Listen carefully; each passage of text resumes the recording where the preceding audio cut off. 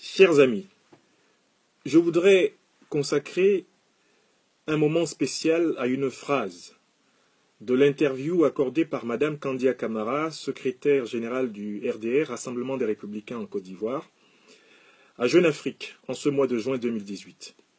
Le bout de phrase auquel je me consacre à présent est le suivant. Je cite Madame Camara. « Je peux le dire avec un mégaphone, ce qu'il est aujourd'hui, il étant ici Guillaume Soro, il le doit au président Ouattara et au RDR et il le sait. » Et c'est pour cela que je voudrais à présent lui rappeler les choses. Est-ce le RDR qui a élevé Guillaume Kigbafori Soro du 8 mai 1972 à ce jour? Non. Guillaume Soro est né de Clément Sanga Soro et de Minata Sanogo. Ce sont eux qui l'ont élevé avec les siens, jusqu'à son entrée à l'université d'Abidjan-Cocody, où j'ai fait sa connaissance au milieu des années 90. Est-ce le RDR qui a scolarisé Guillaume Soro de ses 6 ans à l'université d'Abidjan-Cocody? Non. Est-ce le RDR qui a élu Guillaume Soro massivement à la tête du plus grand syndicat estudiantin de Côte d'Ivoire des années 90, la FESI, Fédération estudiantine et scolaire de Côte d'Ivoire? Non, ce n'est pas le RDR qui a élu Guillaume Soro ou qui l'a fait élire. Est-ce le RDR qui a porté Guillaume Kigbafori Soro à la tête du FIEF, le Forum international des étudiants francophones en 1998? Non plus.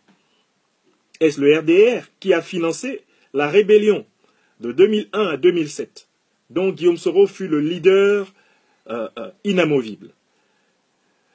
De manière constante, le président Alassane Ouattara, président d'honneur du RDR aujourd'hui, et depuis très longtemps président du RDR, et tous les hauts cadres du RDR nous ont toujours dit, dans tous les médias et dans tous les cénacles, que le RDR n'est pas auteur, n'est pas responsable de la résistance armée du mouvement patriotique de Côte d'Ivoire, ni des forces nouvelles. Veut-on aujourd'hui nous dire le contraire? Madame Kandia Camara veut-elle nous dire aujourd'hui, au nom du RDR dont elle est secrétaire générale, que c'est le RDR qui aurait financé la rébellion? Dans la bouche de Guillaume Kigbafori Soro, principal dirigeant des forces nouvelles du mouvement patriotique de Côte d'Ivoire, il n'a jamais été dit que c'est le RDR et que c'est le président Alassane Ouattara qui aurait organisé la rébellion. Madame Camara voudrait-elle aujourd'hui dédire le président Alassane Ouattara, les hauts cadres du RDR, qui, de 2001 à ce jour, ont constamment signalé qu'ils n'étaient ni de près ni de loin mêlés à l'organisation de la rébellion en tant que telle, et que c'était la responsabilité de la génération intrépide incarnée par Guillaume Kigbafori Soro? Est-ce le RDR qui a accueilli les soldats ivoiriens en exil, les Ivoiriens en exil, au Burkina Faso?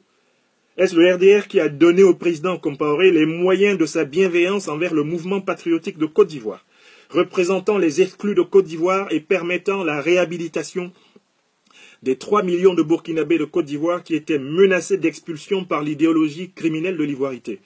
Est-ce le RDR? Aujourd'hui, il y a un homme qui est là en Côte d'Ivoire et qui a une mémoire de l'histoire de la résistance ivoirienne contre le régime de l'ivoirité. Cet homme, c'est l'ancien président du Faso, son Excellence Blaise Compaoré, dont je salue la vision stratégique, le courage d'avoir accordé sa bienveillance à ces enfants de la Côte d'Ivoire qui étaient menacés d'être arrachés à tout jamais de leur patrie par cette idéologie meurtrière née sous le régime du PDCI-RDA et aggravée, criminalisée sous le régime du FPI à partir d'octobre 2000. Le RDR, ce n'est pas le président Blaise Compaoré. Ce n'est pas le Burkina Faso, que je sache. Mais allons plus loin. Est-ce le RDR qui a combattu de 2002 à 2007 dans les villes, les campagnes, les forêts, contre les forces de défense et de sécurité fidèles à Laurent Gbagbo? Est-ce le RDR en tant que tel qui a mené la bataille militaire de terrain avec son sang, sa sueur et ses larmes? Ou le RDR, tout comme le PDCI, n'en est-il pas réduit à raser les murs de Côte d'Ivoire lorsque Guillaume Soro et ses compagnons du MPCI, du MJP, du MPIGO, finalement des forces nouvelles, vont imposer par le sacrifice de nombreuses de leurs vies le nouveau rapport de force politique dont la Côte d'Ivoire bénéficie jusqu'à ce jour? Voyez-vous, chers amis, Une bonne connaissance de l'histoire permet de constater que c'est parce que les forces nouvelles, la grande compagnie générationnelle de Guillaume Soro, sont entrées dans le jeu politique ivoirien qu'à partir de 2002, les négociations de Lomé, d'Accra, de Dakar, les négociations de Marcoussis, Paris, de Pretoria, et finalement le grand accord politique de mars 2007 ont été possibles pour la naissance d'une nouvelle facture, d'une nouvelle structure du rapport de force politique ivoirien. En réalité, soyons sérieux. Le RDR ne serait pas au pouvoir aujourd'hui sans l'engagement du mouvement patriotique de Côte d'Ivoire, sans l'engagement des forces nouvelles. On doit pouvoir en conclure que si le président Alassane Ouattara a posé quelques actes de reconnaissance envers les cadres des forces nouvelles, envers Guillaume Soro, en réalité, ce que le RDR, ce que le RHDP, aujourd'hui au pouvoir en Côte d'Ivoire, doivent aux forces nouvelles et à Guillaume Soro, eh bien, ils n'ont même pas encore commencé à le rendre.